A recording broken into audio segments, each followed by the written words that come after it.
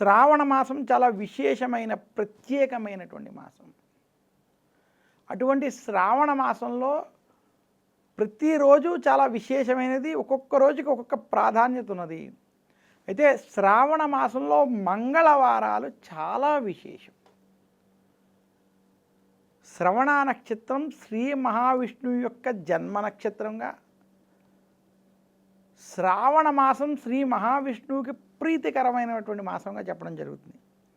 అటువంటి విష్ణు ప్రీతికరమైనటువంటి మాసం లక్ష్మీ దేవికి కూడా ప్రీతికరమని చెబుతూ, శ్రీ మహావిష్ణువుకి సోదరి అయినటువంటి అమ్మవారు గౌరీదేవి యొక్క వ్రతాన్ని ఆచరించేటువంటి మంగళ గౌరీ వ్రతాలు వంటివి చేసుకునేటువంటి మాసము శ్రావణ మాసం. మనకి అనేక పురాణాలలో మంగళ గౌరి యొక్క విశిష్టతని చెప్పడం జరిగింది. ముఖ్యంగా మంగళ గౌరి యొక్క ప్రాధాన్యత గురించి మహాభారతంలో శ్రీకృష్ణుడు స్వయముగా ధర్మరాజుకు చెప్పినట్టుగా మనకి మహాభారతంలో స్పష్టంగా ఉన్నది.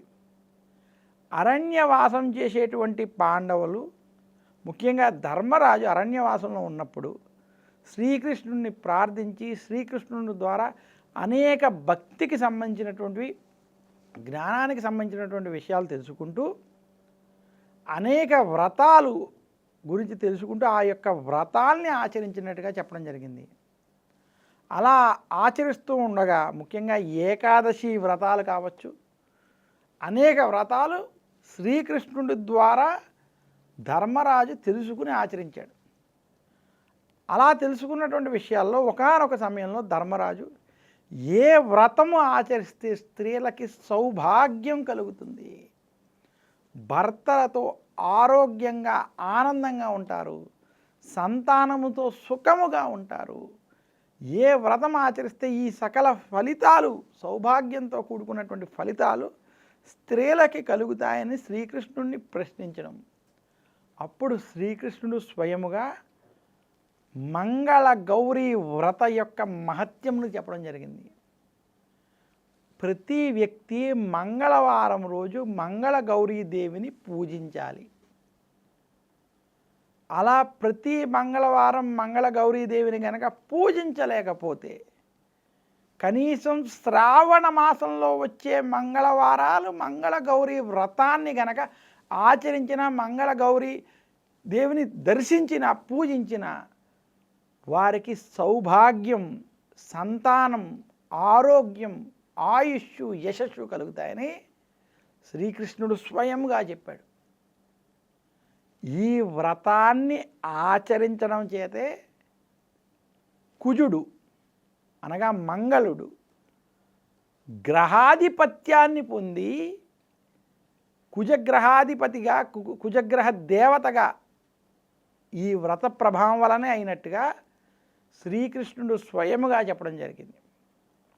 అందువల్ల ఏ వ్యక్తి అయినా సరే కుజదోషం, కాలసర్పదోషం, రాహుకేతు వంటి దోషాలు కావచ్చు, వివాహం కాని వారికి సమయానికి వివాహం కాలేకపోయినా, వివాహం అవ్వడానికి కొన్ని ఆటంకాలు, సమస్యలు ఎదురవుతున్నా, అలాగే వివాహమైనటువంటి వారికి భార్యాభర్తల మధ్య మనస్పర్ధలు, విభేదాలు, గొడవలు వంటివి ఉన్నా, కుజదోషం వంటి దోషాలు బాధిస్తున్న అటువంటి వారికి ఒక ఉత్తమమైన ఉపాయం మంగళ గౌరీ వ్రతం. అందులోనూ శ్రావణ మాసంలో మంగళ గౌరీ వ్రతాన్ని ఆచరించినటువంటి వారికి ఈ దోష నివృత్తి జరుగుతుంది. అందుకనే ఈ వ్రతంలో ఉన్నటువంటి ఈ నిగూఢ రహస్యాన్ని గుర్తించిన మన పెద్దలు ఈ మంగళ గౌరీ వ్రతాన్ని ఆచారంగా కూడా కొన్ని ప్రాంతాల్లో తెచ్చారు. అందుకనే చాలామంది మంగళ గౌరీ వ్రతాన్ని వివాహానికి పూర్వం, ముఖ్యంగా కనీసం వివాహం అయిన మొదటి 5 సంవత్సరాలు ఆచరింపజేసేటువంటి పద్ధతిని తెచ్చారు. అయితే చాలామంది ఈ 5 సంవత్సరాలు చేసేస్తే చాలు, తర్వాత అక్కర్లేదు అనేటువంటి అపోహలో ఉన్నటువంటి వారు ఉన్నారు. కానీ నిజంగా సౌభాగ్యము, సుఖము, ఆనందము, అమ్మవారి యొక్క అనుగ్రహం పొంది, ముఖ్యంగా కుజదోష నివారణ జరిగి భార్యాభర్తల మధ్య అన్యోన్యత ఉండాలి అనుకునేవారు ఈ 5 సంవత్సరాలతో పని లేకుండా ఎప్పుడు వారికి అవకాశం కుదిరినా ఈ మంగళగౌరి వ్రతం ఆచరించుకోవడంలో ఎలాంటి దోషము లేదు.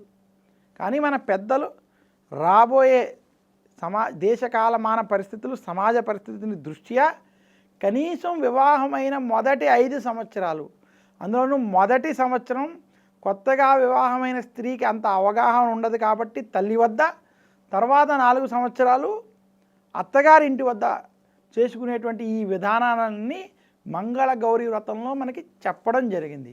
కానీ యథార్థంగా ఈ 5 సంవత్సరాలు ఖచ్చితంగా పాటించుకుంటూ మీకు అవకాశం కుదిరినప్పుడు ఈ శ్రావణ మాసంలో మంగళగౌరి వ్రతాన్ని ఆచరించుకోవడం, లేదా అది ఆచరించుకునేటువంటి వారి వద్దకు వెళ్ళి దర్శించుకుని అమ్మవారిని ప్రార్థించి తాంబూలాది స్వీకరించి రావడం చేత అమ్మవారి యొక్క అనుగ్రహం కలుగుతుందని ప్రేక్షకులకి ప్రత్యేకంగా తెలియజేస్తుంది.